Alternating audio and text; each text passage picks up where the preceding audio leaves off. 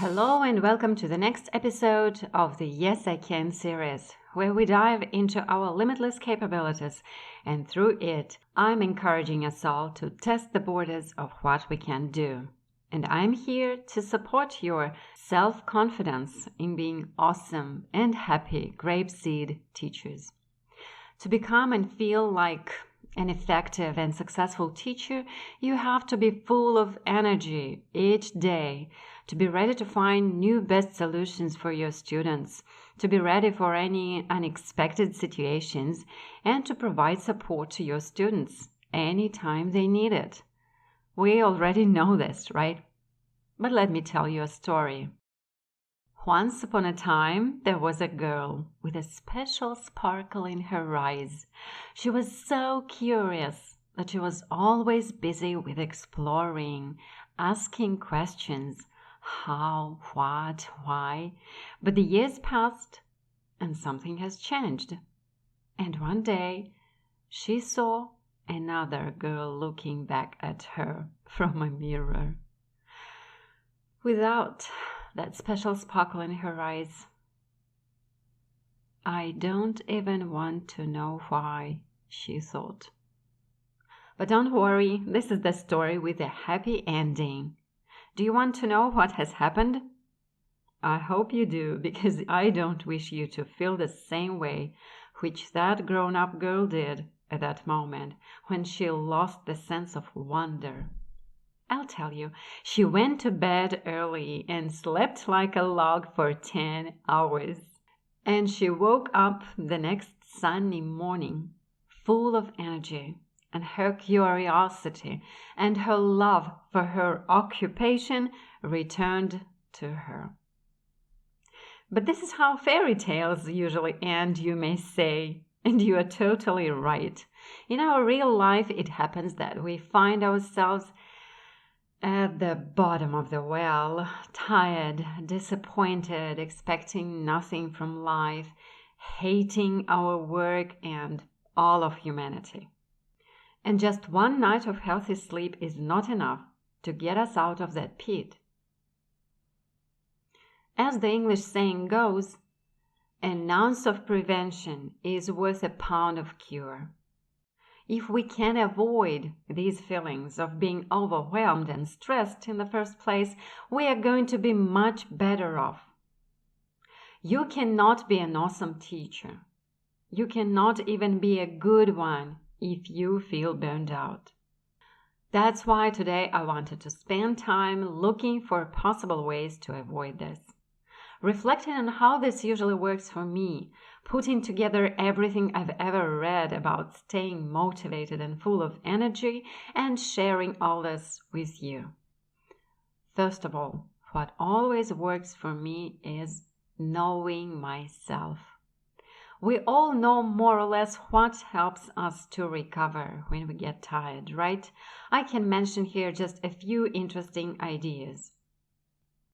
We sometimes start great projects, being full of energy and enthusiasm, but time passes and we find ourselves not being motivated by the project anymore. For a teacher, each school year is a big project. You may get a new class. Your classroom can be moved to another building by the administration of your school. Even if you're optimistic about the change, you know that you'll have to deal with this all for a year at least. So here are some ideas for you to restore energy levels somewhere in the middle of nowhere. I mean, somewhere in the middle of a school year or another long-term project. Be ready with a prize, like having something to look forward to. Buy tickets to an event you'd like to go to, or even a trip. And you'll be full of energy to finish your project no matter how long it takes, or at least to hold out until the weekend. In the middle of each day, you can take a short break to smile or to relax physically. For this, you can use a massage brush, if you have it by your side, or you can just rub your limbs with your hands. I like all those options when you don't have to have anything to solve an issue except your determination. It's always good to take a walk around your school. I enjoy fast walks, especially if there are lots of trees around your school. It turns out that the surrounding landscape can influence the psycho-emotional state in different ways. Research reveals that environments can increase or reduce our stress, which in turn impacts our bodies. Regardless of age or culture, humans find nature pleasing. In one study cited in the book Healing Gardens, researchers found that more than 2/3 of people choose a natural setting to retreat to when stressed. Being in nature or even viewing scenes of nature reduces anger, fear, and stress and increases pleasant feelings. Exposure to nature not only makes you feel better emotionally, but it also contributes to your physical well-being, reducing blood pressure, heart rate, muscle tension, and the production of stress hormones. It may even reduce mortality, according to scientists like public health researchers Stamatakis and Mitchell. Furthermore, time in nature or viewing nature scenes increases our ability to pay attention. And this is crucial for teachers too, not only for our students, right? Because humans find nature inherently interesting, we can naturally focus on what we are experiencing out in nature.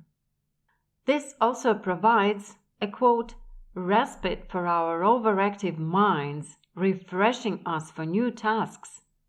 Study in Mind, the mental health charity, mentioned on the University of Minnesota official website. And don't think I encourage you to go to the mountains each time you need rest. One tree or a flower may be enough to look at for a few minutes to recover and to improve your mood.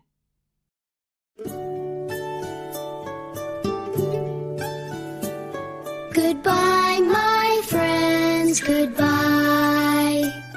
I'm sad to say goodbye. It was a good day, but now I will say goodbye, my friends, goodbye. Goodbye, everyone.